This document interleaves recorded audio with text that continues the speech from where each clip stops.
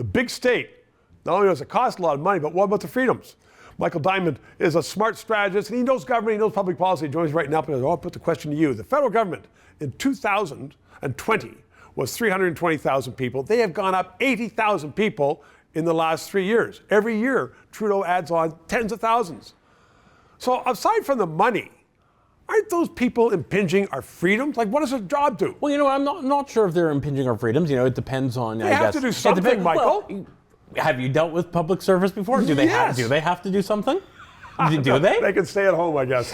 Very good point. But here's another problem. Right now, you go to any town in Canada, any town in Ontario, what are you going to see? You walk down Main Street, what are you going to see? Help wanted. Everyone's looking for a friend of mine owns a pizza restaurant in Winnipeg. He cannot find people to hire. Now, when the government's growing jobs that are in many cases unnecessary, we're having a labor shortage, the government won't increase provincial allotments under provincial nominee program. How are private businesses going to staff up? We're going to see companies close, not because of lack of demand for their product, but lack of ability to sell it because they're not going to have the workforce they need. And if we don't have the product for people to buy, then there are going to be shortages. Exactly. So, the federal government is the largest employer in Canada, and they pay big money and big pensions.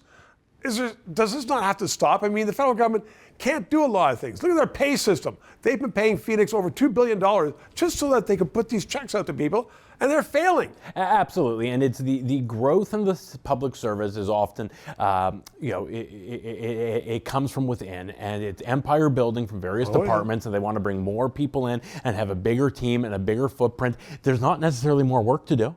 So what are the folks doing? Is everyone working a little bit less? They stick their noses in private people's business. That's what they do. Or they go to the border and say, you can't come in Canada. Look, in some cases, absolutely. In some cases, it's make work projects. In some cases, it's dividing responsibility. All I know is it's unnecessary. And if you look at what Rob Ford did when he was mayor of Toronto, he shrunk the public service with a hiring freeze. Didn't fire a single person. And that's what we need some leaders to get back to doing. Not firing people. No one's cruel here. But let's stop replacing jobs when there's duplication upon a retirement. So whoever is going to say that, though, what politician is going to say, especially, for instance, go to Quebec and say, we aren't going to replace you in the public sector. Look, we saw Rob Ford do it, and he did very successfully. We saw another politician here in Ontario attempt to do it, Tim Hudak. He didn't communicate it as effectively as Rob Ford, and he paid the price for that. So you need someone who's going to explain it very clearly. These aren't based on cruel intentions. This isn't punitive to harm anyone who's employed. This is to get the right size of the public service and not replace people as they retire. That's what Rob did. That's what I think, you'll hear people like Pierre Poilievre, who's definitely not scared to say what's on his mind and to give a dose of tough medicine when it's required, be able to carry a message like that. Michael Diamond, you're so optimistic about this. I think it's fabulous. He's optimistic. 3 minutes. Thanks very much. If you did not know that the red ensign, formerly Canada's flag, has now been labeled by the Canadian government a symbol of hate, and they're sending that to all the students, then press subscribe and PayPal and learn more.